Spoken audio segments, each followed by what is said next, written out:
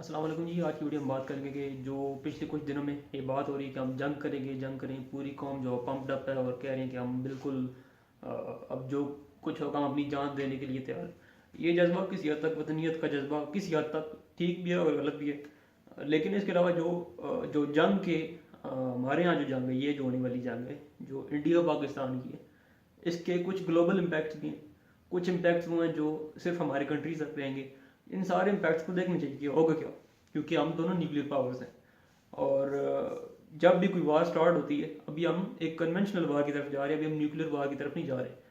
अभी जो स्टार्ट होगा वो कन्वेंशनल वार से होगा, हमेशा यही होता है, कन्वेंशनल वार से ही स्टार्ट होता है।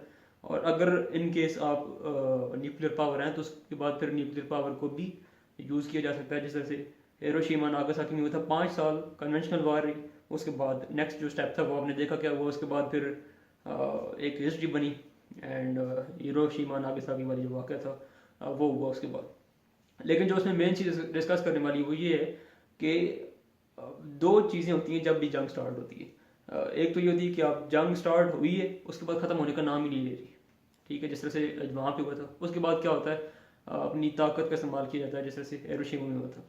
लेकिन सेकंड जो सिनारियो होता है वो ये होता है कि कोई सुलहकार आए, वो आपकी सुलह करा दे। और वो किस सिनारियो में होता है, जब आपका कोई रिलेशन हो किसी भी तरीके का आपस में, कि आपके अंदर कोई थर्ड पार्टी आ सके। जिस तरह से मिसाल मैं अगर दूँ तो यमन में सऊदी अरेबिया में जंग हुई, थर्ड पार्टी रहील शरीफ बने और उन्होंने कोशिश की कि किसी हद तक मामले को रफ़ा किया जाए, एंड किसी हद तक मामला रफ़ा होता हुआ नज़र भी आया है। लेकिन वो क्यों हुआ? क्योंकि उन दोनों कंट्रीज़ का मज़हब एक था, एक रिलीजियस रिलेशन था। हमारे पास रिलीजियस रिलेशन भी नहीं है दोनों कंट्रीज़ में। हम दोनों कंट्रीज़ बिल्कुल रिलीजन के हिसाब से 180 डिग्री पे हैं, ठीक है। और उस हिसाब से देखा जाए तो कोई हमें थर्ड पार्टी नहीं मिलती जो हमारी सुलह कराएगी। तो क्या होगा इस केस में, इस सिनारी में, जब जंग स्टार्ट होगी, जो इमरान खान साहब ने बात की थी कि जब ये स्टार्ट होगी तो ये कहाँ ख़त्म होगी आपको कुछ पता नहीं है। और मेरे ख्याल में ये ख़त्म नहीं होगी, ये कन्वेंशनल वार एक कंटिन्यूसली चलती रहेगी। और उसके बाद क्या होगा, उसके बाद फिर डेफिनेटली जब कन्वेंशनल वार एंड नहीं होती, अगर आप न्यूक्लियर पावर हैं तो आप ज़रूर अपनी ताकत का इस्तेमाल करते हैं। ऑल दो कि आपको पता है कि इसके क्या नुकसान तो नहीं। और फिर नुकसान क्या है, इन केस अगर सिर्फ इंडिया पाकिस्तान में न्यूक्लियर पावर को इस्तेमाल किया जाता है दोनों ममालिक की तरफ से, तो विद इन 20 डेज, आप 20-30 डेज आपको पूरी जो आपका ग्लोबल वार्मिंग सिस्टम है, जो आपका ग्रीन हाउस है, वो धुएं से भर जाएगा। टोटल जो आपका वेदर है वो ब्लैक हो जाएगा, आपका जो एटमोसफेयर है। और उससे क्या होगा, आपकी फसलें नहीं उगेंगी, जो उगी हुई हैं वो बिल्कुल जल जाएंगी, खाक हो जाएंगी, आपको कुछ नहीं मिलेगा। आपके पास खाने के मसाइल आ जाएंगे, आपके पास पीने के मसाइल आ जाएंगे, फिर आपके पास बारिशें नहीं होगी, फिर बर्फबारी होगी और इस तरह की शदीद होगी कि वो हर चीज़ को जमा देगी। क्योंकि obvious सी बात है, जब धूप नहीं होगी मतलब एक तरह का ब्लैक आउट हो जाएगा, अंधेरा हो जाएगा नेक्स्ट कुछ सालों के लिए। अगर सिर्फ यहाँ पे होती है, ये मैं ग्लोबल इम्पैक्ट की बात कर रहा हूँ, और ये अंधेरा सिर्फ यहाँ पे नहीं होगा, ये पूरी दुनिया पे होगा, ठीक है। और इससे एटलीस्ट जो एक अंदाज़ा है वो ये है कि मोर देन 80% जो वर्ल्ड की पॉपुलेशन है वो मूव करेगी टुवर्ड्स डेथ, ठीक है। तो ये सारे इम्पैक्ट्स हैं जिनको देखना चाहिए। ये सारी चीज़ें, ये इतनी आसान नहीं है। हम कह देते हैं कि हम जंग करेंगे और जंग करेंगे, और जो वतनीयत का जज्बा है उसमें भी एक चीज़ आप जहन में रखें, इंसान इतना खुदगर्ज है कि आप सोच भी नहीं सकते।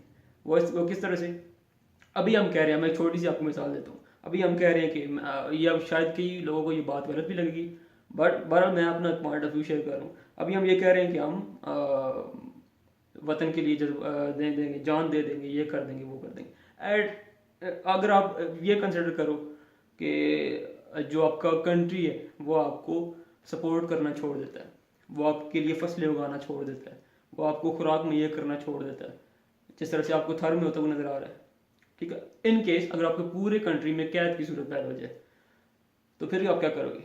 क्या आपके पास इस वतन के लिए यही जज्बा मौजूद होगा? हरगिज़ नहीं होगा। इंसान बहुत ही खुदगर्ज है, वो क्या करेगा, छोड़ो इस धरती माँ को, किसी और की माँ को फतह करो। क्यों? अब ये माँ आपको पैदावार नहीं दे रही, ठीक है। ये वतनीत का जज्बा एक टाइम के लिए, एक ख़ास टाइम, जो एक पीरियड है उसके लिए, ख़ास जो आप कह सकते हो एटमोसफेयर है उसके लिए। जो ही वो माहौल चेंज होता जाता है, जो ही गर्ज आपकी ख़त्म होती जाती है, आपकी वतनीत का जज्बा बाढ़ में जाता है। हिस्ट्री में यही है, आप हिस्ट्री उठा के देख लें, जब भी दूसरे मुल्कों पर चढ़ाई करने की ज़रूरत पेश आई है। वो क्यों पेश आई है? क्योंकि आपके पास अपने पास कुछ नहीं रहा, आपने कहा छोड़ो अपने मुल्क को किसी और पे जाकर फतह करो। ठीक है, यहूद में यहूदियों ने इस तरह से किया। और इसके अलावा क्या हुआ, इसराइल में फ़लस्तीन पे इन्होंने क्यों कब्जा किया, वहाँ पे क्यों उसको ग्रेटर इसराइल बनाना चाहते हैं, क्यों? उनके पास अपने पास कुछ नहीं था, उन्होंने कहा छोड़ो हमारा मुल्क कौन सा है, जाओ फतह करो फ़लस्तीन को।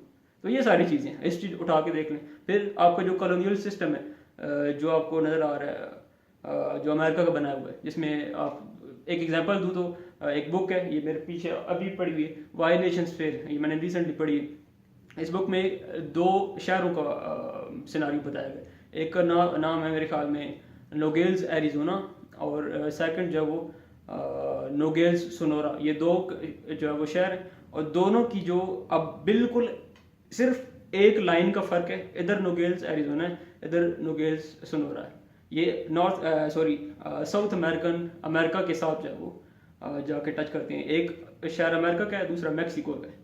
अब दोनों शहर एक जगह, एक जैसी सकाफत, एक जैसे लोग, लेकिन स्टैंडर्ड ऑफ लिविंग में ज़मीन आसमान का फ़र्क है। क्यों? जो कॉलोनियल सिस्टम हमने बनाया उसमें डिफरेंस आ गया। और वो डिफरेंस किस वजह से आया कि हमने ये जो सारा कॉलोनियल सिस्टम, जो सारा कंट्री मुल्क का निज़ाम है, वो किस बेस पे बनाया है इंसानों ने? पैसे की बेस पे, खुराक की बेस पे, मतलब मटेरियलिज्म है हर तरफ। जब भी आपका अपने जो भी ज़मीन हो, पाकिस्तान की ज़मीन हो, इंडिया की ज़मीन हो, जब भी मटेरियलिस्टिक रिलेशन आपका उससे ख़त्म हो जाता है, ठीक है, वो आपको पैदावार देना छोड़ देती है, तो फिर डिफरेंसेस फैल जाते हैं। फिर आप क्या करते हो, छोड़ो दबा करो ज़मीन को, हम जा रहे हैं, हम किसी और तरफ जाएंगे। तो ये हिस्ट्री में है। तो वतनीयत को भी मैं बहुत ज़्यादा सपोर्ट नहीं करता। उसकी क्या वजह है? यही होगा जो अभी हो रहा है। फिर आप लड़ोगे, मरोगे, कटोगे, और सिर्फ अपना नुकसान नहीं करोगे, बहुत से और हैं जिनका नुकसान करोगे। एक पूरी जनरेशन, एक पूरी सिविलाइजेशन जो आप उड़ा के रख दोगे। आप सोच भी नहीं सकते कि क्या क्या इससे बुरा इम्पैक्ट होने वाला है इन केस अगर ऐसा कुछ होता है। तो थोड़ा बहुत सोच के, अगर आपके पास बहुत ज़्यादा जोश जज्बा है तो दिखाएं, ज़रूर दिखाएं, लेकिन थोड़ा और इससे काम लें।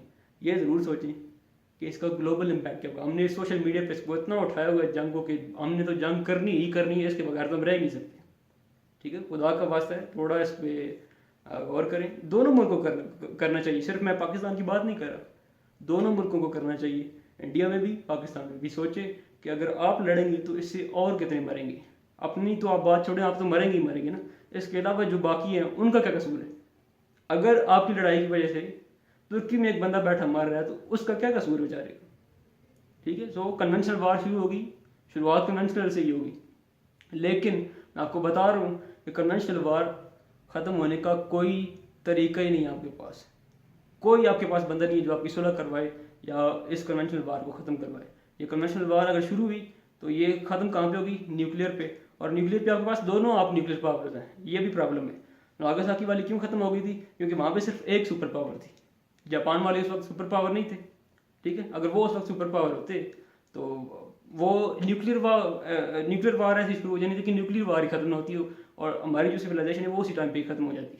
हम तक वो पहुँचते ही नहीं, हम होते ही नहीं। ये तो अल्लाह का शुक्र है कि उस वक्त सिर्फ एक सुपर पावर थी उनमें दोनों में से, हम तो दोनों सुपर पावर्स हैं, अब आप देख लें। ठीक है, तो ये सारे नुकसान हैं, इनको जहन में रखें। उसके बाद फिर ये अपने जोश जज्बे जो है वो ज़रूर दिखाएं। फिर आपका दैट्स इट, मिलते हैं नेक्स्ट वीडियो में।